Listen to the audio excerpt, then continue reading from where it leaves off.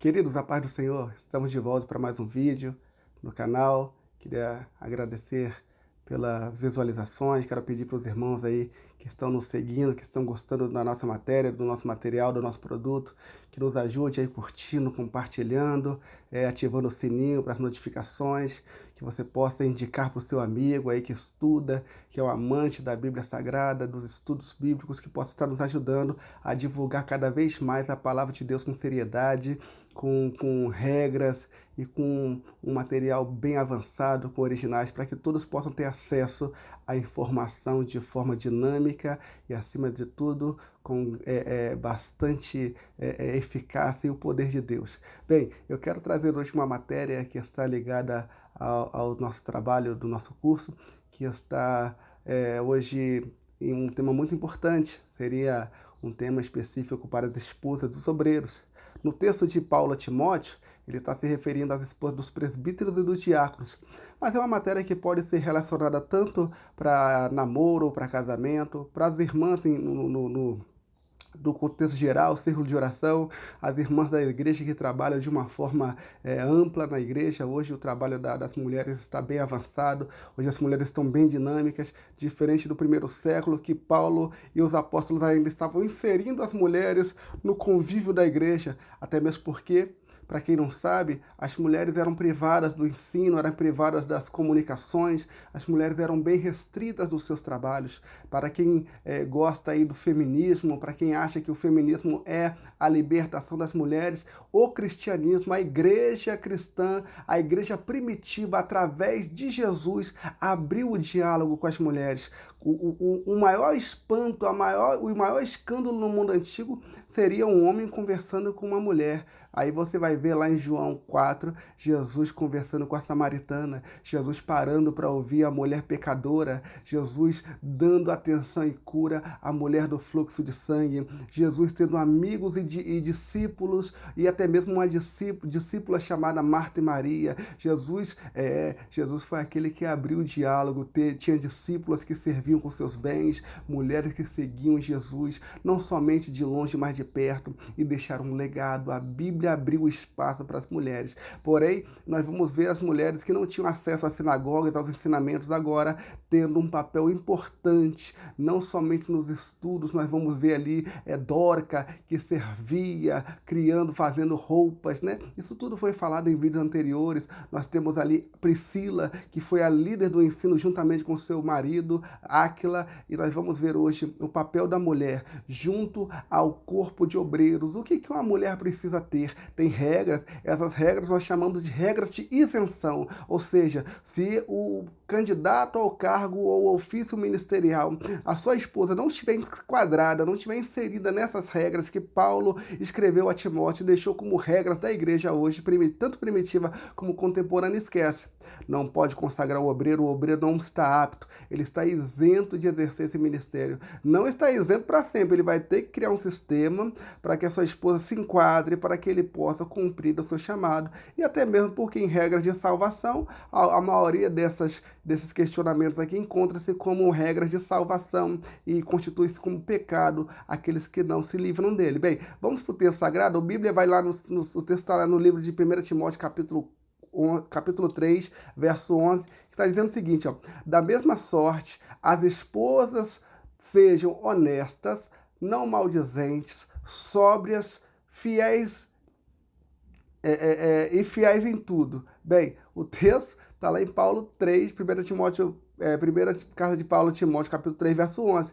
E interessante que ele vai colocar ali 4 palavras que vão ter significados importantíssimos no grego. A palavra honestas, não maldizentes, sóbrias e fiéis. No grego vai estar sêminas, diabolos, nefálios e pistas. O que é isso, irmão Júnior? Vamos entender. Vamos um pouquinho mais à frente, a gente vai estar olhando aqui o significado. A primeira palavra que Paulo vai colocar como regra para a escolha dos obreiros é que as suas esposas sejam honestas. Bem, na nossa língua latina, a honestidade está ligada à pessoa que compra e paga, a pessoa que que vê algo na rua e entrega, né? A pessoa que fala e só coisas que são concernentes à verdade. Bem, mas na língua grega há muito mais além. Na Bíblia grega, a palavra ali para honesto é sêminas. O que é sêminas? Sêminas é augusto, venerado, reverendo, ser venerado pelo caráter, aí já muda a história. Bem, existe uma palavra grega para caráter, que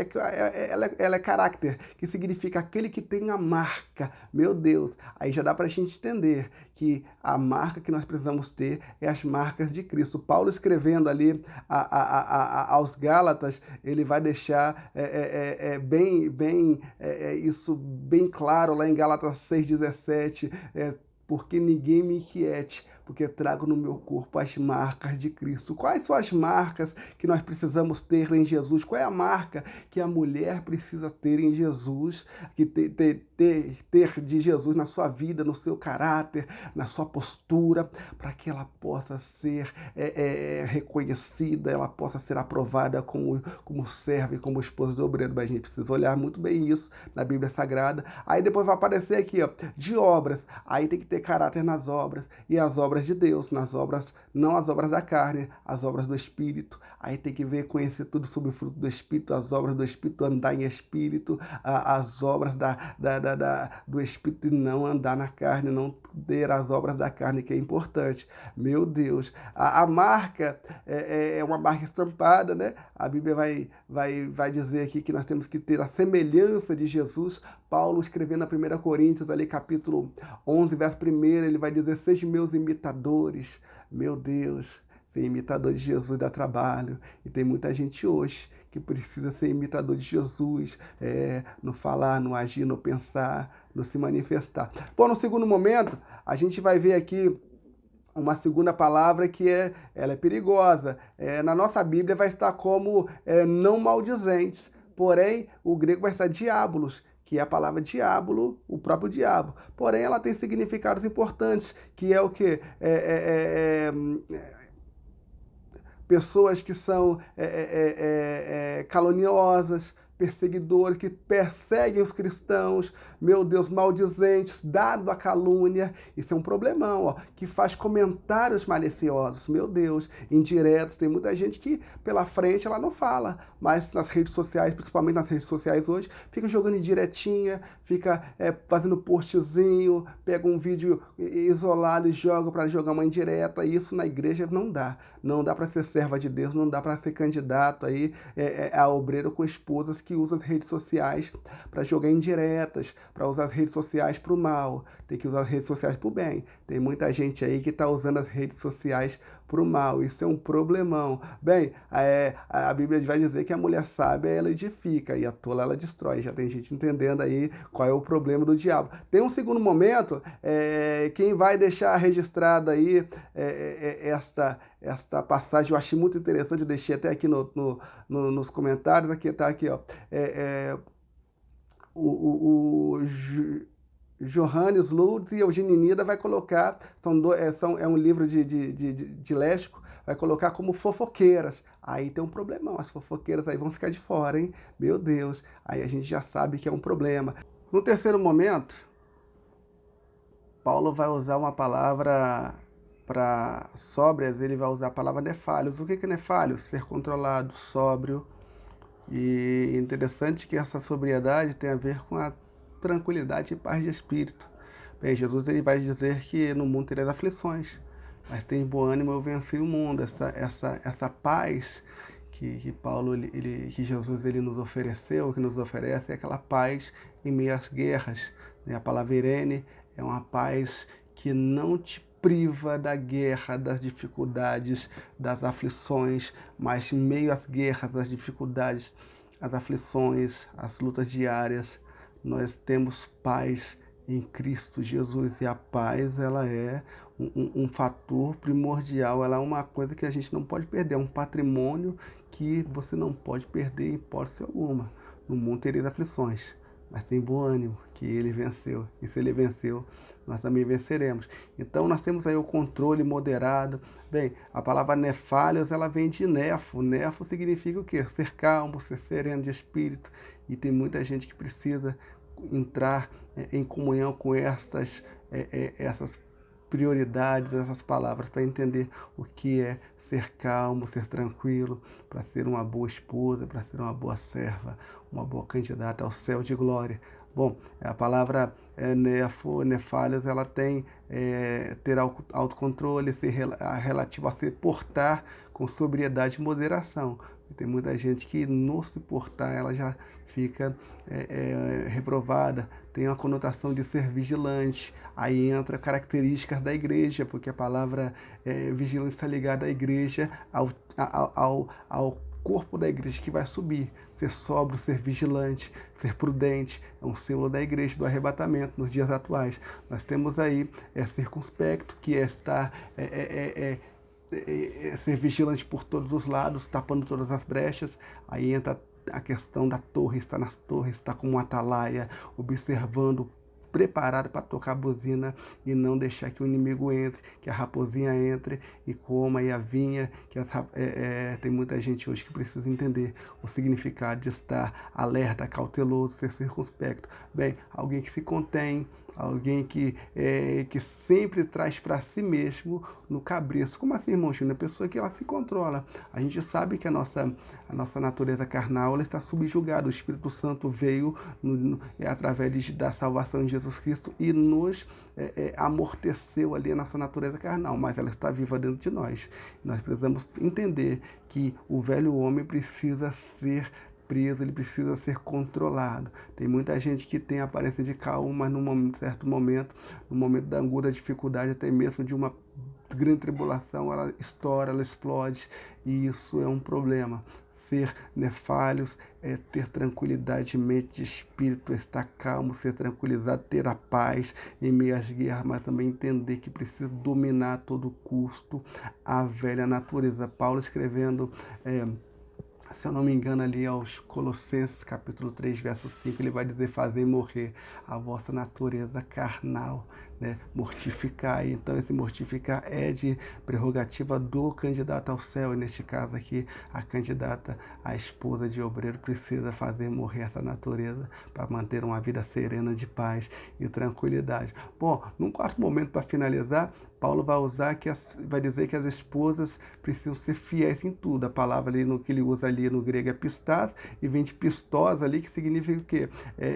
Uma pessoa que mostra ser fiel nas transações de negócio, execução de comandos, né, desempenho de obrigações oficiais. Alguém que manteve-se na fé, a qual se comprometeu, digo de confiança. Hoje o maior problema, né, não somente nas igrejas, mas em todas as áreas da sociedade, é a confiança. As pessoas hoje estão demonstrando ser o que não são, até se aproximam de algum momento demonstrando confiança, mas em alguma situação elas acabam nos constrangendo e nos deixando até um pouco descontentes, porque criam situações que a gente não imaginaria.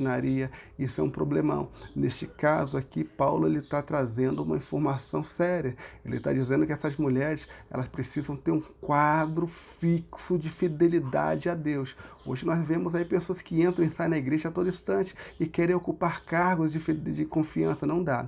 Essas mulheres precisavam ter uma fé contínua, uma fé crescente, uma fé constante, uma fé desde o princípio da sua conversão, e manter-se fiel ali na sua dedicação aos filhos, à esposa, né, ao lar, à própria obra de Deus, a fidelidade na comunhão da palavra, na santificação, na oração. É importante. Isso daí não é uma coisa assim fora do normal, porque para a regra dos apóstolos foi colocado aos apóstolos que para quem aquele que viesse ali assumir o lugar de Judas, teria que ter seguido a Jesus como discípulo desde o batismo de João. Então veja, 4 anos e meio se passaram ali, quase 3 anos e meio, quase 4 anos se passaram, e só seria levantado um apóstolo ali, aquele que estava em trâmite juntamente com os apóstolos ali, que foram separados por Jesus durante seus 3 anos e meio. Então essa regra de fidelidade para as mulheres também é uma regra de quem manteve-se fiel, para que não aconteça aquilo de entrou, daqui a pouco sai, daqui a pouco escandaliza, daqui a pouco cai, daqui a pouco levanta, cai e gera escândalo escândalo. Para quem está no ofício ministerial, não dá para ter brecha para pessoas que são inconstantes. Um dia está no mundo, um dia está na igreja, um dia está cantando louvores, outro dia está cantando funk, um dia está adorando a Deus, outro dia está adorando o diabo. Então isso é muito sério. Paulo vai deixar isso bem claro, que as mulheres precisam ser fiéis em tudo, nos contratos, no falar, fiel no falar, fiel ao Senhor, fiel nas considerações da igreja, fiel no pagar, fiéis nas execuções de comando. E hoje a gente precisa entender que na regra para obreiros, para escolha de candidatos aos cargos ministeriais, até mesmo ali para quem quer servir ao Senhor com fidelidade, quem quer ir para o céu, precisa entender que são 4 regrinhas para as mulheres, para as esposas, para as servas, para quem tem ofício dentro da igreja, trabalhos administrativos, ou para quem quer ir para o céu, quem quer casar, quem quer ter uma vida tranquila, precisa ter essas 4 regras para que possa estar apta para servir ao Senhor, para que possa estar apta, para que os seus esposos possam ter uma grande obra, realizar uma grande obra de Deus na terra. Que Deus em Cristo Jesus possa abençoar os irmãos, que vocês possam estar sendo alimentados por Deus através desses ensinos, e que Deus possa nos abençoar em nome de Jesus.